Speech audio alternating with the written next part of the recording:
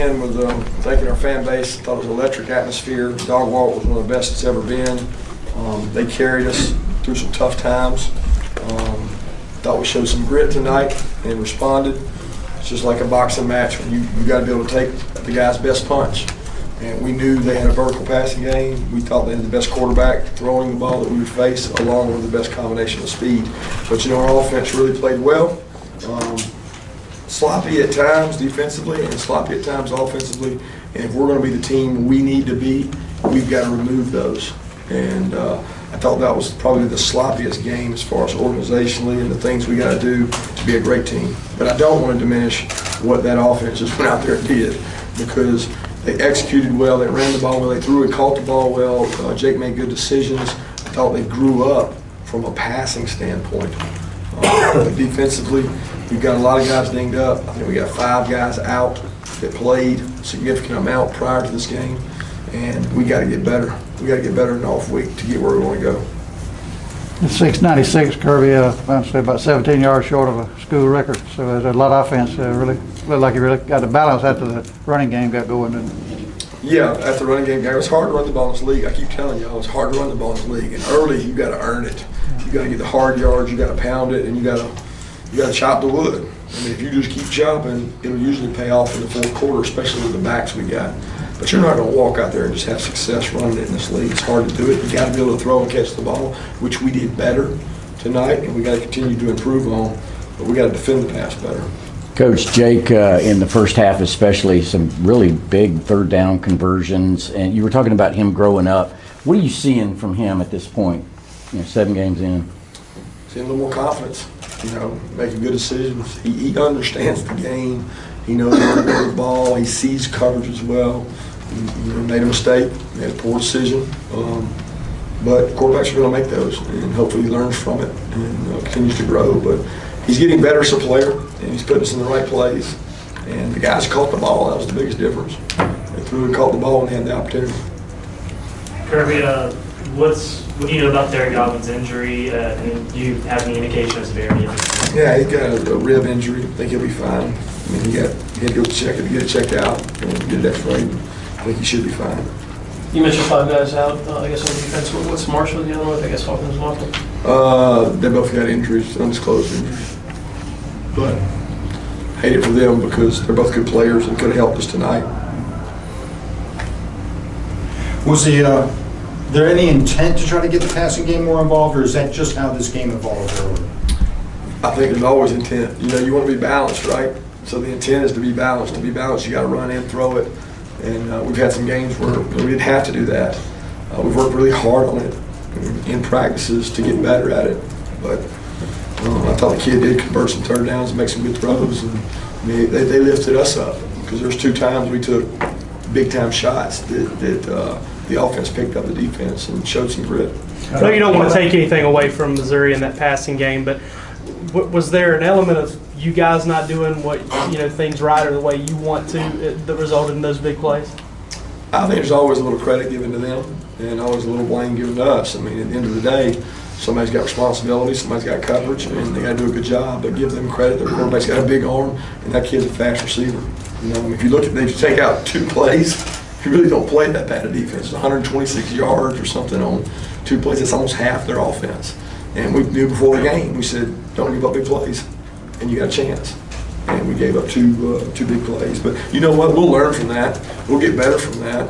And that defense needed a wake-up call. Need a wake-up call to go out and play better. Coach, following up on there, how did that interception from Dominic Sanders kind of change them? Yeah, I thought it was a big swing. They just hit us with a knockout blow, then we hit them with one, and then eventually we were going to need to stop. And somebody had to make a stop, and Dom made a big-time play on a ball down the middle, which he's very athletic, made a great acrobatic interception, and then returned it. And I thought that changed kind of the flow of the game for us, kind of broke serve, and we needed that. Did it matter to you that he broke your record? Was that the breaker? I'm certainly super happy. I was told he broke the yardage return record, which is pretty special too. Just tell you, he's a hell of a lot better athlete than me because he ran for a lot more yards. How Kirby, can you speak to just getting Nico in space like they were not tonight, and what he can do when he hits the ball like that? Yeah, I think you guys got to see him, with some speed, some burst, some get open, and really run. And he does a good job of that. Miko's a very attentive player that is passionate about the game. I love the way he approaches each practice and the way he works. And I hope that gives him more confidence so he continues to grow. You talked about pass protection after I think it was the Vanderbilt game, how you wanted to get better there, and there were, one of the big keys to those third downs was Jake seemed to have a lot of time to throw it. Can you kind of speak to how well those guys did that tonight? Yeah, they held up well in there and did a good job picking up some stunts. I thought the backs picked up a couple pressures that were good and threw and caught the ball. And Jake does a good job of moving and maneuvering in the pocket. I think we give him a lot of credit for stepping up when he needs to step up, sidestepping, and still keeping his eyes downfield, which is a good quality to have. You guys said y'all had maybe three guys hurdle, or just two tonight? Defenders? Was it Nick, Swift, and did I miss somebody? Warner. So how's that work in practice? That's instinct. I'll be honest with you. Those guys, that's instinct for them. I think when teams cut tackle, when they dive at your feet, sometimes that can happen more often. But did a good job of it. I'm more worried about securing the ball.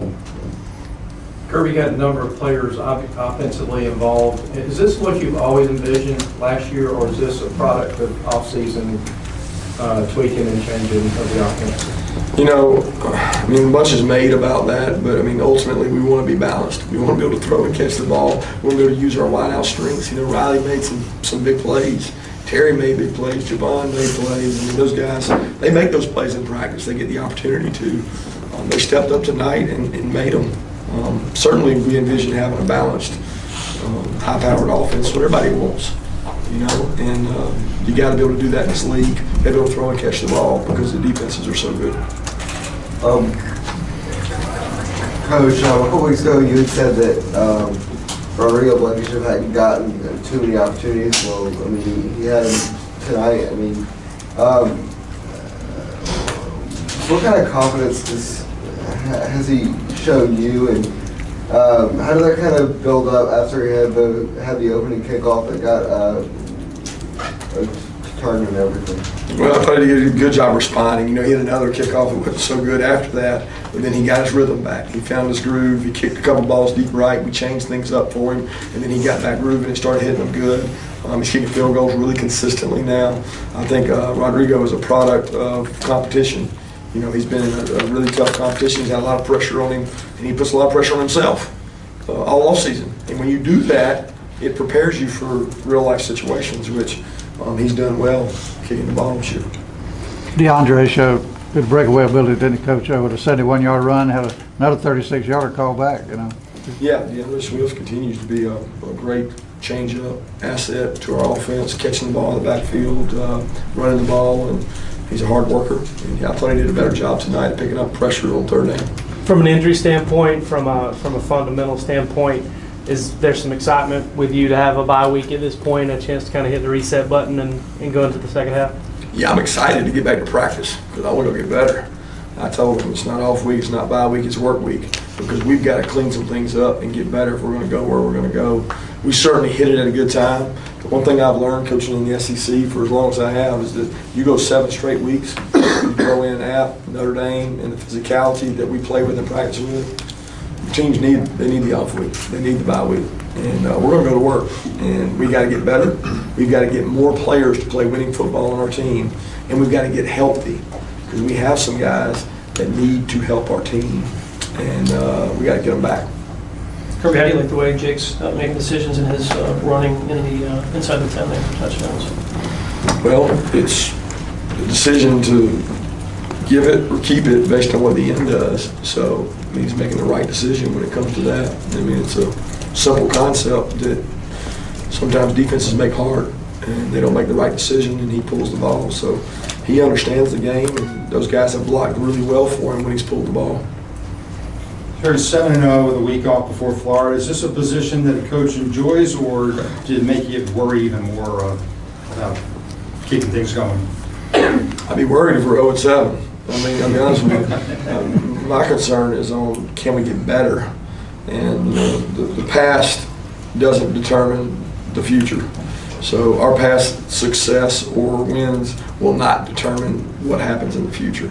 Only thing that will determine what we do in the future is how we work and how we prepare. And as long as these kids buy into that and they don't get tired of hearing that message, they don't start believing all your messages, then I think they'll be okay. But it's really important that they understand they're going to get everybody's best shot. You know, you watch college football, and you see these teams. Whether they're prepared or not, the other team is, and everybody wants a piece of the top teams. So you've got to be prepared and ready to execute at your highest level every week. And I didn't think we were tonight, especially not defensively, but offense picked us up. What were you thinking on the 2-point conversion late there? I was thinking that when you look at a chart, and if they score 3 to 4 times, they can get you. So we go statistically by the chart. It's a numbers game. If they score a certain number of times, they can win the game. So ultimately, trying to win the game. Last question? Okay, thank you. Yes.